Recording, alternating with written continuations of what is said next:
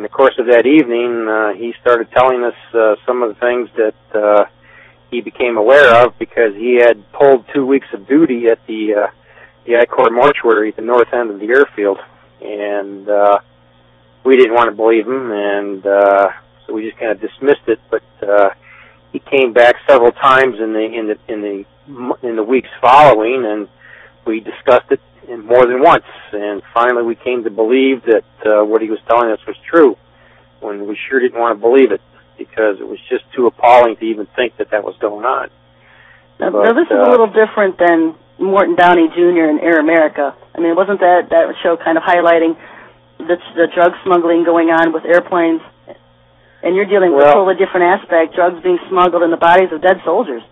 Well, Air America was the major CIA airline at the time, and there was others that existed under CIA proprietary operation, but Air America was the largest and most well-known and was regarded as one of the world's largest air forces at that time, and it was supplying not only CIA operations but also military operations, and they were conducting a secret air war in Laos and Cambodia from the time that we took over the Indochina conflict from the French, starting after the Japanese surrender in 1945. Things have never calmed down from in Southeast Asia from that time. And one of the main aspects of the war was to take over the drug trade and from the French. And this is something that the CIA has been actively involved in from the days of the OSS, the precursor of the CIA. And the heroin-producing regions in Burma and Thailand and Laos and Cambodia, that was all coordinated through CIA operations, Special Forces operations, Green Beret, Army Rangers, and much of the effort that was expended by Special Forces was to bring together all of the various sources of opium carried aboard Air America aircraft and brought into major refinement points that existed in Saigon and elsewhere in South Vietnam, and the refined product was shipped back to this country by various methods, but one of the methods that was used was inserting packages within the body cavities of our dead comrades. That was something that very few people that were outside of the system had any awareness of. And those that had any awareness were certainly running the risk of speaking about it because, in fact, this individual was telling us this is in late 1969, he was scared because he realized that he couldn't keep it to himself, but speaking to us about it was putting him at risk. And he says, for all I know, they can kill me and do the same thing to me. Right. So it very much was a CIA operation. So with that entire war, I mean, just touching on it briefly here, just because it gives a little bit of background here, a lot of people have different views of this war. Some say it was a Vatican war because they wouldn't convert to Catholicism. The Vatican wanted Vietnam. Other people say it was all drug war over territory. Well, actually, it was many different reasons, but it was all under the direction of the Vatican, under the direction of the Jesuits, under the direction of the Black Pope, who was John Baptiste Janssens at the time. He's the same one that directed the assassination of JFK, and one of the specific reasons for assassinating JFK was that he wanted to have no involvement in Southeast Asia and wanted to pull our forces out, and he wanted to destroy the CIA, and the CIA was the instigator, direct instigator of that war. And there's a reason why Vietnam War was called Spelly's War, because that was after Cardinal Spellman. Cardinal Spellman was the military vicar of the United States, who was headquartered out of St. Patrick's Cathedral in New York City. The same holds true today with Cardinal Egan. Right, and that one in New York City is the most powerful one in the States, isn't that correct? That's correct. It's kind of like the Vatican of the United States, and the Cardinal Spellman fancied calling himself the American Pope. Right. And yeah, there's a lot of people that don't understand. Very much it was a war that was under the direct control of the Jesuits, just like virtually every conflict on this planet for the last 450 years. Yeah, and I've brought up the whole topic before in my show a little bit about the Black Pope, the real power behind the official Pope that we see every day. And, of course, we always know that the real power is always behind the scenes pulling the strings.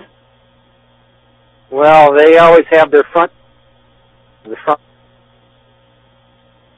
number in the thousands, so that there's always the concept of circles within circles within circles, hiding yet more circles within other circles. And so, it really is something that's going to keep everybody deceived as the true perpetrators behind all of what we are seeing happen before our very eyes. And then there's a credible amount of power behind the Vatican. And most people want to say, well, the Pope is going to be the Antichrist. And I'm like, so no, the Pope himself is just going to, the last one's probably going to be the last one because the Black Pope's just going to rise. The position of the Black Pope is all set up for the Antichrist, isn't it? I mean, it could be anybody, the Antichrist. Very much. I mean, the Black Pope, but it wouldn't be the white Pope one we see. Count Peter Hans Kolbenbach, he is the right hand of Lucifer. I mean... I believe it. I mean, the Bible says he knows where Satan's seat is. If you look at the Vatican and the Bible codes, you'll see that the Draconians, the dragons, run the Vatican, own the Vatican. And people call them aliens or whatever, but, that's Satan's seat. That's his people. That's right there in the Vatican. The Vatican has a major outpost here in Denver, and it used to be a seminary called St. Thomas Seminary. The Archdiocese of Denver moved into that seminary. It's a very large complex. It's a very large structure, Florentine architecture. It looks like it comes directly out of Rome or Florence, Italy, but it's a large complex, and they do not have a seminary operation there anymore, but the Archdiocese have moved there.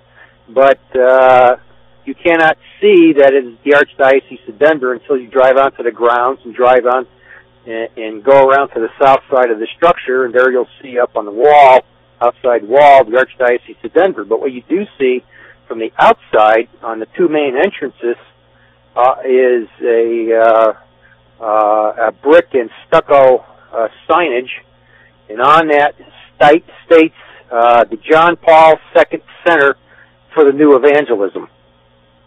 And what that means is that came together after the Pope was here. Pope John Paul II, the white Pope, was here in 1993 for World Youth Day. And that came into existence shortly thereafter.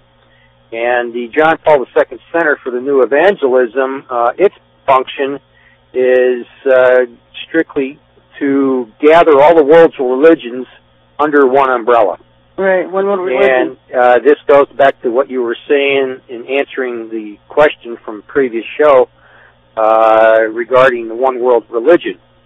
And this deals with the National Council of Churches, the World Council of Churches, and these are the organizations through which all religions on this planet are going to come under the umbrella of the Vatican. And the Roman Catholic Church is the template by which the one world religion is going to operate. And Denver just kind of sneaks in the back door, doesn't it? Most people don't realize that it really is one of the biggest power centers today of the New World Order. Very much, and Denver has been hiding under this for years. It's been hiding under this image of being a cow town. But it served its purpose quite well because nobody would expect.